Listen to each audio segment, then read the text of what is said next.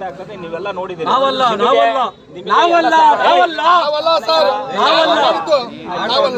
ಹಂಗಾಗಿ ನೀವು ಎಲ್ಲರೂ ದುಡಿತಿದ್ದೀರಪ್ಪ. ಒಂದು ನಿಮಿಷ ಕೇಳ್ರಿ, ನಮ್ಮ ಹತ್ರ DL ಇದೆ.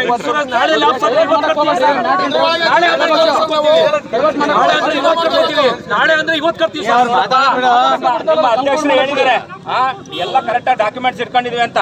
ನಿಮ್ಮ ಅಧ್ಯಕ್ಷರ ಸಮಕ್ಷಮನೆ ಹೇಳ್ತೀನಿ, ನಾಳೆಯಿಂದ ಯಾವ್ದು ಫಿಟ್ನೆಸ್ ಸರ್ಟಿಫಿಕೇಟ್ ಇಲ್ಲ, ಇನ್ಶೂರೆನ್ಸ್ ಇಲ್ಲ, ಎಲ್ಲ ಚೆಕ್ ಮಾಡ್ತೀವಿ. ನೀವು ಸಹಕಾರ ಕೊಡ್ಬೇಕು. ಬಹಳಷ್ಟು ಆಟೋಗಳಿಗಿಲ್ಲ, ಪ್ರಯಾಣಿಕರು ಕೂಡ ಕಂಪ್ಲೇಂಟ್ ಮಾಡ್ತಾ ಇದ್ದಾರೆ. ಸೊ ಫಿಟ್ನೆಸ್ ಯಾರ್ದಿಲ್ಲ, ಇನ್ಶೂರೆನ್ಸ್ ಇಲ್ಲ, ಮುಲಾಜಿಲ್ದಲೇ ತಗೊಂಡು ಹೋಗ್ತೀವಿ. ಆಮೇಲೆ SMG ಬಹಳಷ್ಟು ಜನ ನೀವು ಹಾಕ್ಸ್ತಾ ಇಲ್ಲ. 7,000 ಸುಮಾರು ಆಟೋಗಳು ಇಲ್ಲಿ ಇದಾವೆ, 5,000 ಅಷ್ಟೇ ನೀವು SMG ನಂಬರ್ ಹಾಕ್ಸಿದಿರಿ.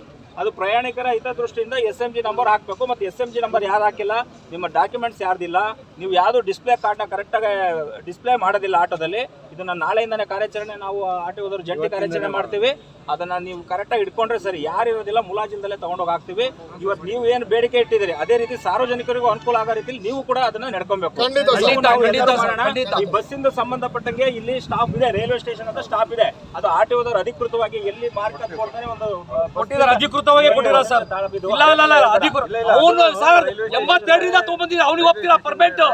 ಇದು ಈ ಮೊನ್ನೆ ಕೊಟ್ಟಿರೋದು ಜಯನಗರ ಪೊಲೀಸ್ ಸ್ಟೇಷನ್, ಲೋಕೋಪಯೋಗಿ ಮತ್ತೆ RTO 3 ಜನ ಮಾಡಿ ಸೇರಿ ಮಾಡಿರೋದು, ಒಬ್ಬರಲ್ಲ ಸರ್. 3 ಜನ ಮಾಡಿರೋದು ಸರ್. 3 ಜನ 3 ಅಧಿಕಾರಿಗಳು ಸೇರಿ ಮಾಡಿರೋದು. ಅಧಿಕೃತವಾಗಿ ಮಾಡ್ತೀವಿ, ತೀರ್ಮಾನ ಮಾಡ್ತೀವಿ ಮಾಡಿ ಸರ್.